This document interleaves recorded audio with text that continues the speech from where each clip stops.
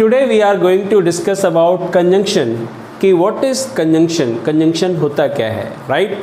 तो देखिए ये टॉपिक जो है कन प्लस जंक्शन, राइट, इसका मतलब है संयोजक यानी जोड़ने वाला शब्द। यानी कंजंक्शन एक ऐसा शब्द होता है जो दो वाक्यों को, दो शब्दों को, दो पैराग्राफ को जोड़ता है, राइट। आज देखिए हम आप समझने वाले हैं कि किस तरीके से हम इसको करते हैं। जैसे पहला है एंड। लॉल देखो, अटेंशन दो यहाँ पे, राइट, लिसन केयरफुली। एंड का प्रयोग हम कहाँ करते हैं पता है? एंड का प्रयोग कहाँ करते हैं? जब आप एक जैसी क्वालिटी की बात कर रहे हो, when you are talking about one type of quality, if you are appreciating any person, अगर किसी की तारीफ करते जा रहे हैं, तारीफ ही करते जा रहे हैं, तारीफ ही करते जा रहे हैं, तो वहाँ पे एंड का प्रयोग करेंगे, right. When you are appreciating anyone, जब आप किसी की तारीफ कर रहे हो, राइट। जैसे आपने कहा कि he is a good and wise man, right. अब आपने क्या करा?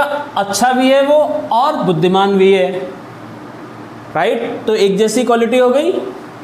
अब इसी का दूसरा जाते हैं बट। बट का मीनिंग क्या होता है? You know where we can use but. But का प्रयोग तब करते हैं when you are appreciating anyone, you are highlighting the quality of anyone. आप किसी की बुराई बताने जाएं, जैसे ऊपर जा रहे हैं फिर नीचे आने की कोशिश करें, राइट। जैसे आपने कहा कि वह बुद्धिमान तो है लेकिन लेजी है, तो आपने कहा कि ही इज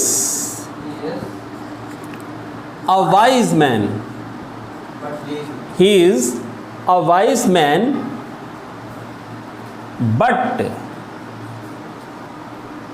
कैसा है? He is lazy,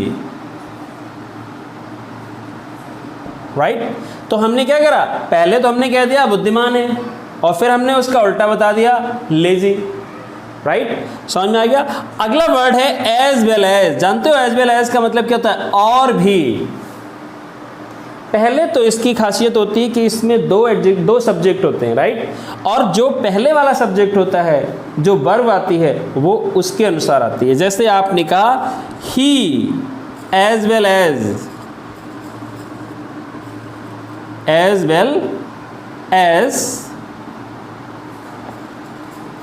his friends.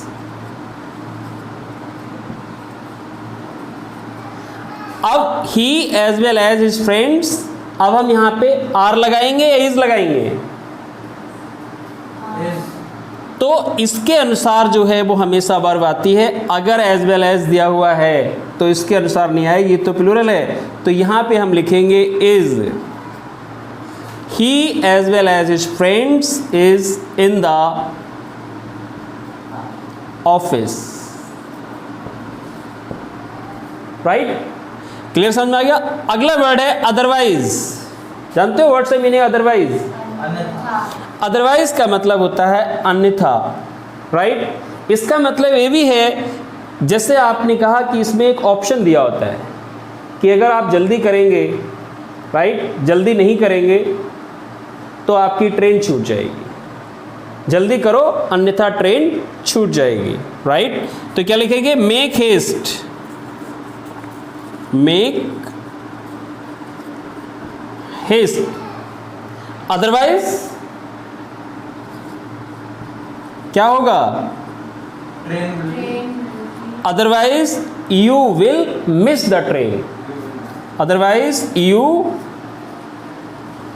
Will miss the train. समझ में आ गया? अगर आपने जल्दी नहीं करी तो ट्रेन छूट जाएगी। तो we are giving a option over here, यहाँ पे हम एक ऑप्शन दे रहे हैं।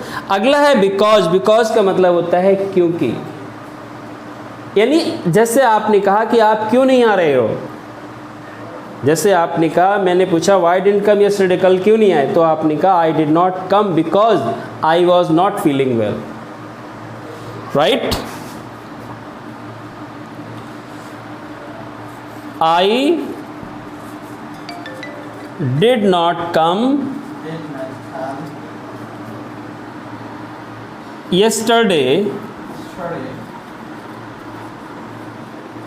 because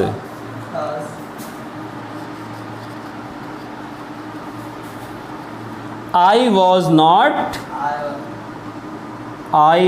not feeling well. क्योंकि मैं अच्छा महसूस नहीं कर रहा था इसलिए मैं नहीं आया कल। अगला है दैट का मतलब होता है कि, राइट। इसका बहुत सिंपल सा है जी, easily you can use is there, yes, right. So that, ताकि, learn English so that you can get a better job. अंग्रेजी सीख लो ताकि आप अच्छी नौकरी प्राप्त कर सकें। लर्न इंग्लिश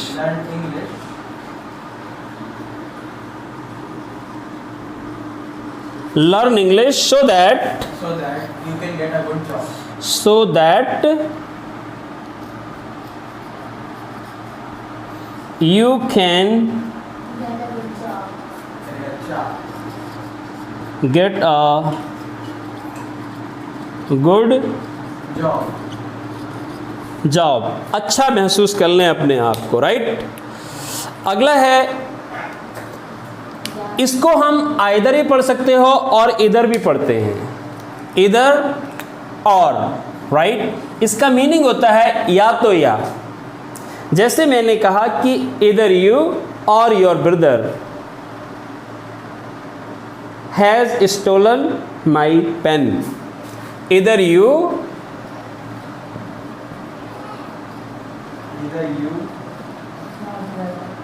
और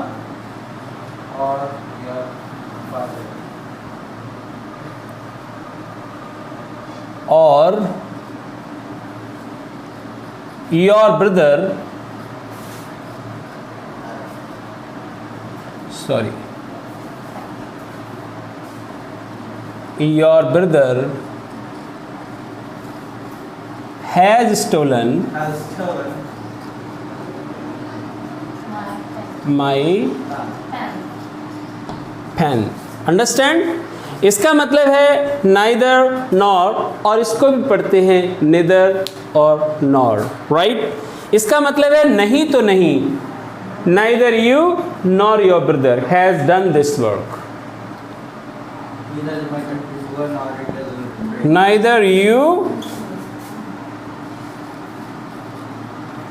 nor your brother, right, has done this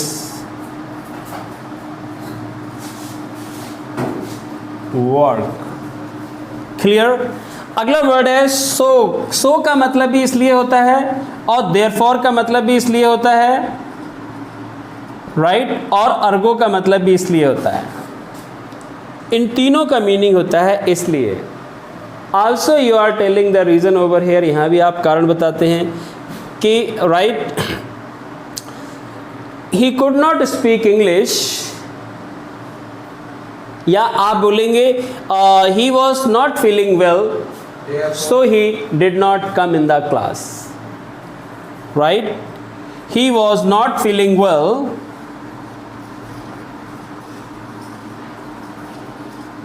he was not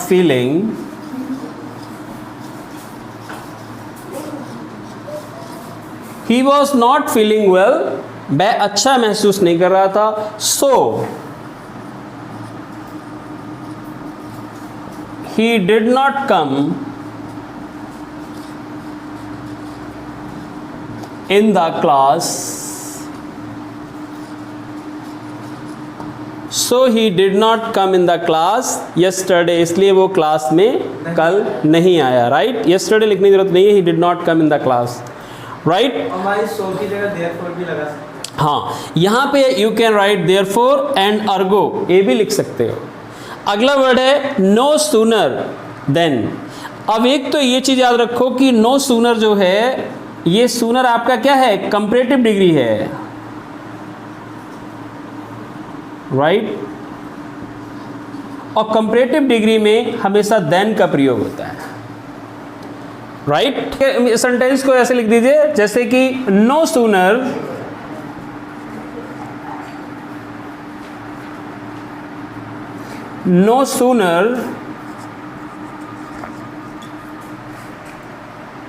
had I reached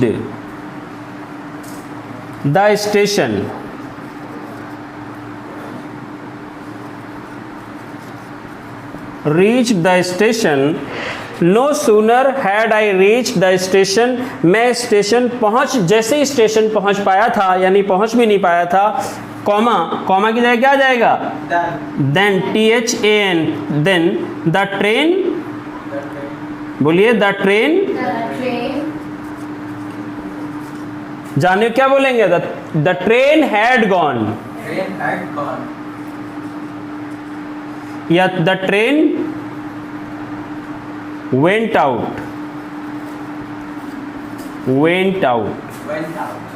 या द ट्रेन डिपार्चर्ड, राइट, ये भी लिख सकते हैं डिपार्चर्ड, राइट, डिपार्चर्ड। अगला है हार्डली और scarcely.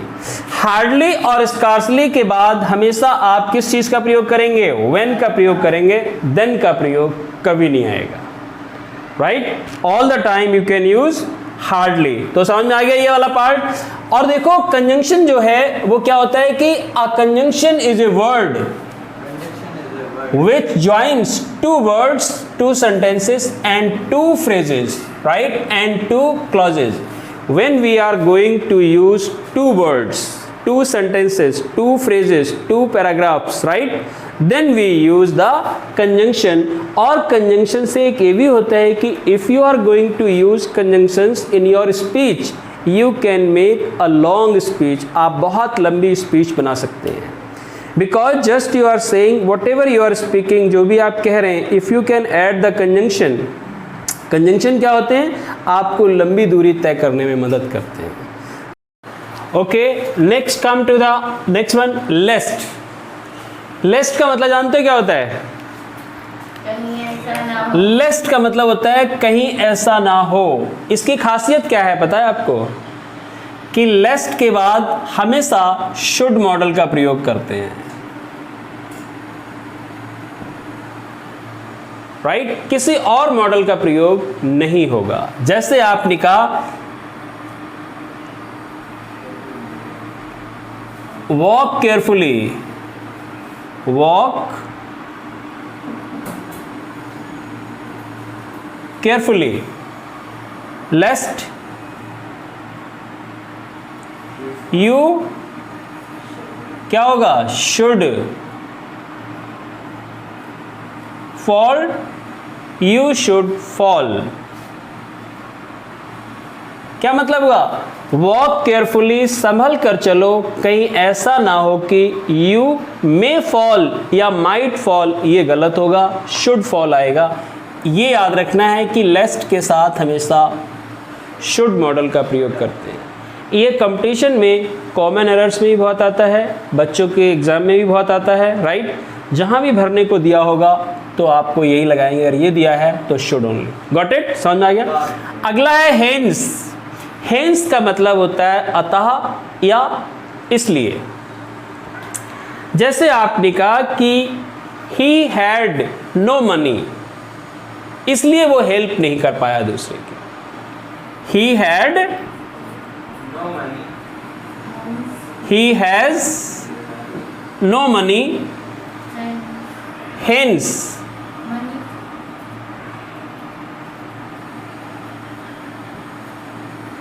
hence my friend could not help me, my friend could not help me। समझ में आ गया। he has no money, उसका पैसा नहीं है, इसीलिए वो मदद नहीं कर पाया। लेकिन यहाँ पे हम had कर दो क्योंकि हमने ये could कर दिया। Got it. अगला है नॉट ओनली बट आल्सो, ना केवल बल्कि। जैसे आपने कहा उसने मेरी केवल मदद ही नहीं करी, सलाह ही नहीं दी, मुझे पैसे भी दिए, या उसने मुझे केवल पढ़ाया ही नहीं, बहुत मेहनत भी करवाई, या उसने मुझे अपनी बाइक ही नहीं दी, उसने मुझे पैसे भी दिए, राइट। तो ही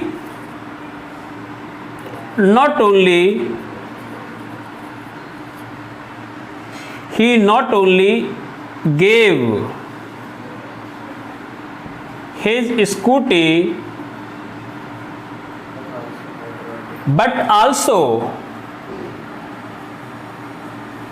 right, but also he gave me money, पैसे भी दिए कि पेट्रोल भरवाओ और गाड़ी को दौड़ाओ भी, राइट। अगला है वाइल। वाइल का मतलब होता है दो काम एक साथ चल रहे हों तो हम वाइल का प्रयोग करते हैं। I was eating food while watching TV, मैं खाना भी खा रहा था और टीवी भी देख रहा था। It means two actions were going on same time में चल रहे थे।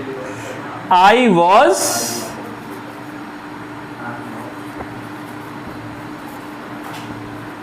Watching TV, I was watching TV while eating food. समझ में आ गया? खाना खाते हुए मैं टीवी देख रहा था या टीवी देखते हुए मैं खाना खा रहा था। देन वी कैन यूज, एक होता है एज इफ और एज दाओ, इन दोनों का मतलब होता है मानो की। Have you heard about the sense of मानो की? मानो की का सेंस क्या होता है? जैसे आपने कहा वह ऐसे चलता है मानो कि राजकुमार हो, राइट। तो क्या लिखेंगे? ही वॉक्स as if, he walks as if, फिर क्या आएगा? he, और याद रखना इसके बाद as if के बाद हमेशा वर्ब का प्रयोग होगा, सब्जेक्ट चाहे सिंगुलर हो या प्लूरल हो। ओके, as if मानो कि he were a prince। only the verb we can use। मतलब यहाँ पे क्या है, ये एक प्रकार की कल्पना है और कल्पना के साथ हमेशा वर्ब का प्रयोग करते हैं, right. There is no reality, इसमें कोई सच्चाई नहीं होती है, होंगे नहीं होंगे, है नहीं है, उससे कोई फर्क नहीं पड़ता। इफ का मतलब क्या होता है? यदि। How will you use this? कैसे यूज कर सकते हैं इसको सेंटेंस में? यदि आप मेहनत करोगे तो आपको नौकरी मिलेगी। If you do, if you do hard work, समझ आएगा? if you do hard work, comma you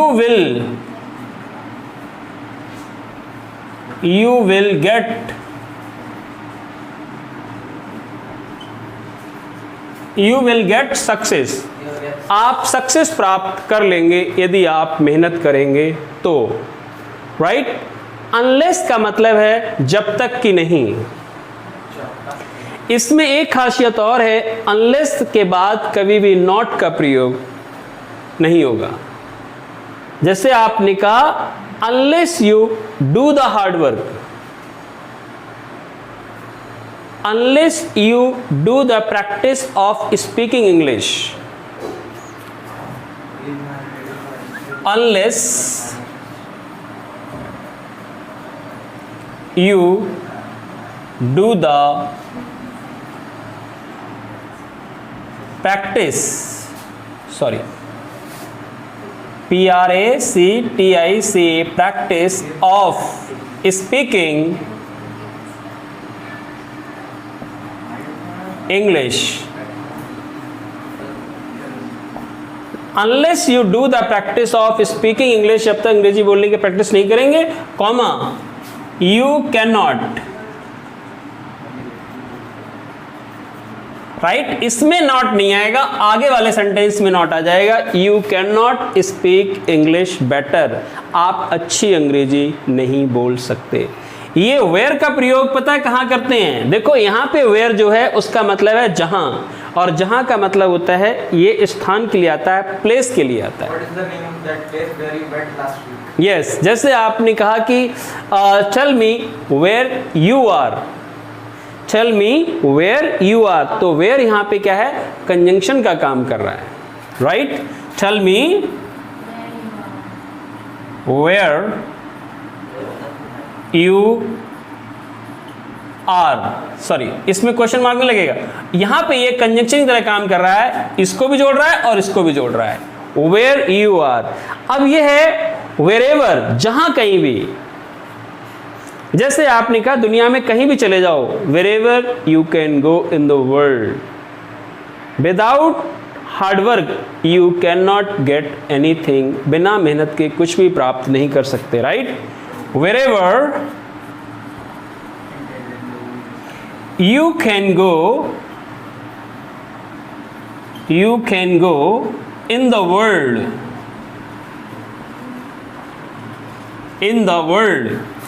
without hard work, बहुत लंबे लंबे सेंटेंस बता रहा हूं ना, so that you can understand, without hard work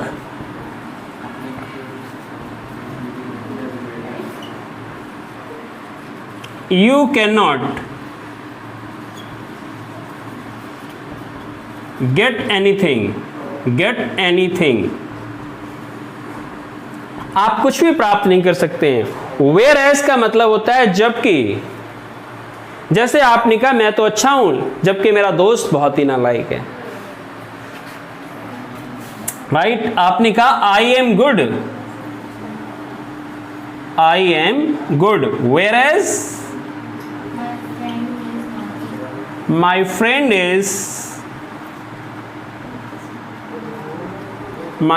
is rude, rude का मतलब होता है बेकार है, बिल्कुल खूसट टाइप का, ओके। ऐसी है नेवरथलेस का मतलब होता है तथापि या तब भी, इसका सेंस ये भी निकलता है तब भी, जैसे कि nevertheless he was not invited in the birthday party, या ऐसे लिख सकते हो he was not invited in the birthday party, nevertheless he attended the birthday party, right. He was not invited in the party, nevertheless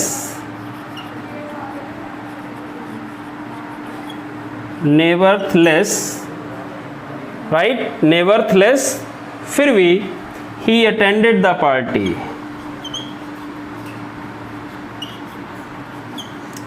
ATTENDED,